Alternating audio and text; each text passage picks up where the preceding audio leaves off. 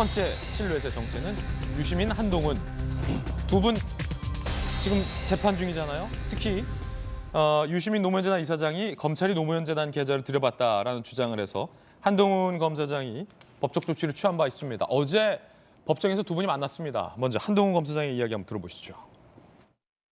2년 반 전에 조국 수사가 시작됐을 때 유시민 씨가 갑자기 제가 자기 계좌 추적을 했다는 황당한 거짓말을 하기 시작했습니다.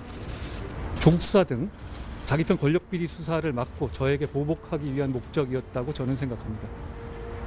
그 후 저는 4번 좌천당하고 2번 압수수색을 당하고 사적인 동선을 CCTV로 사찰당하고 투배 검사로부터 독직 폭행을 당했습니다. 저는 유시민 씨나 노무현 재단에 대해서 계좌 추적을 한 사실이 전혀 없습니다. 유시민 씨나 지금 이 권력자들은 마치 자기들은 무슨 짓을 해도 절대 수사하면 안 되는 초헌법적인 특권 계급인 양 행동했습니다. 정익주 변호사님, 한동훈 검사장이 작심 발언했습니다. 권력자들, 유시민 씨 등 자기들은 절대 수사하면 안 되는 초헌법적 특권 계급이냐 행동한다라는 한동훈 씨 작심 발언인데 일단 법적인 쟁점이 뭐죠? 일단 명예훼손이죠. 명예훼손. 네, 하지도 않은 일을 마치 한 것처럼 조작을 해가지고 널리 이걸 이야기를 했기 때문에 본인의 명예를 훼손을 당했다. 원래 이제 명예훼손이라고 한 사람의 감정이거든요. 저한테 누가 욕을 딱 했다. 그럼 제가 기분 나쁠 거 아닙니까? 예. 그것만으로도 피해가 되는데 제가 기사를 보니까 그 법원에서 이제 검사가 물어본 거예요. 증인으로서. 도대체 그런 명예훼손의 피해 말고 또 구체적으로 어떤 그 피해가 있었느냐. 그러니까 이제 그런 추상적인 피해 말고 구체적으로 한동훈 검사장이 생각하기에는 내가 잘 나가는 검사였는데 무려 4번이나 좌천을 당했다. 좌천당했다라고 하는 것이 아무런 실권도 없고 거의 이제 검찰 조직에서는 나가라고 할 수 있는 그런 인사 시그널을 받았고 그다음 뭐 심지어 나이는 더 많지만 후배인 그 뭐 정차장 있지 않았습니까? 폭행까지 받았고 압수수색도 2번이나 당했다. 이러한 구체적인 피해까지 받았기 때문에 그렇기 때문에 결국은 유시민 전 이사장에 대해서 강력한 처벌이 필요하다. 그런 취지로 어제 증언을 한 겁니다. 유시민 씨도 이어서 재판에 등장을 했습니다. 유시민 씨 이야기 들어보시죠.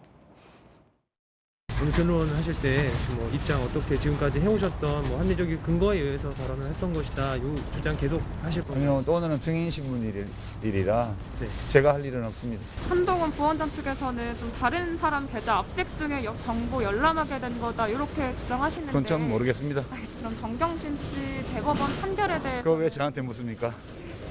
네, 들어갈게요. 유시민 씨는 말을 아꼈습니다. 한동훈 검사장과 유시민 씨가 법정에서 대면한 순간도 있습니다. 어떤 대화가 있었는지 함께 보시죠.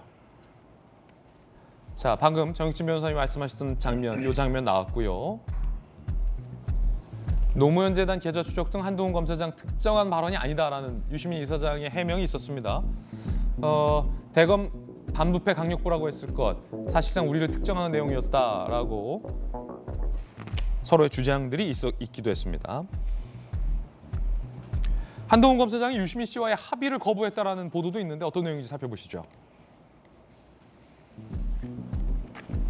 재판부가 유시민 씨와 합의할 거냐 3차례 질문했지만 거짓말 피해자는 저뿐이 아니다. 시간이 지나도 합의 못한다. 거부했습니다.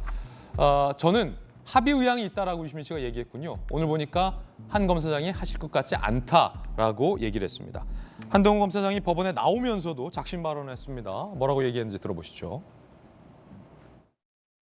유시민 씨의 말은 사실이 아닌 게 너무나 명백하고 그거 자체에 대해서 유시민 씨도 인정하는 것 같습니다. 다만 이것은 유시민 씨가 뭐 어용 노릇하기 위해서 저를 해코지하기 위해서 거짓말한 거기 때문에 제가 그냥 넘어갈 수 없다고 생각합니다. 제가 그냥 넘어가면 이분 또 그럴 거기 때문에. 자, 재판 결과 어떻게 예상하십니까, 정익진 변호사님? 일단 합의가 중요한 게 그 명예훼손죄가 반의사 불벌죄이기 때문에 합의가 되면은 이제 처벌받지 않고 끝날 수도 있었는데 그런 것이 없었으니까 제가 봤을 때는 더군다나 유시민 전 이사장이 옛날에 사과도 했었어요. 그 말을 스스로 자인한다는 그런 취지가 됐던 것 같고 아마 유시민 이사장은 그렇게 본인이 사과를 하면 법적으로 문제가 되지 않고 유야무야 될 걸로 기대를 했던 것 같은데 한동훈 이사장이 강하게 나오기 때문에 형사 처벌은 아마 나올 확률이 굉장히 높지 않나 싶고, 더 중요한 건 뭐냐면요. 예. 이렇게 형사 고소를 하는 이유는 민사적인 문제 때문이에요. 그래서 지금 민사소송도 뭐 몇 억인가 진행하고 있지 않습니까? 예. 거기에 대해서 형사 판결을 근거로 해가지고 민사소송에서도 상당한 액수의 손해배상이 인정될 수 있지 않을까, 저는 그렇게 추측이 됩니다. 정혁진 변호사의 추측도 들어봤습니다.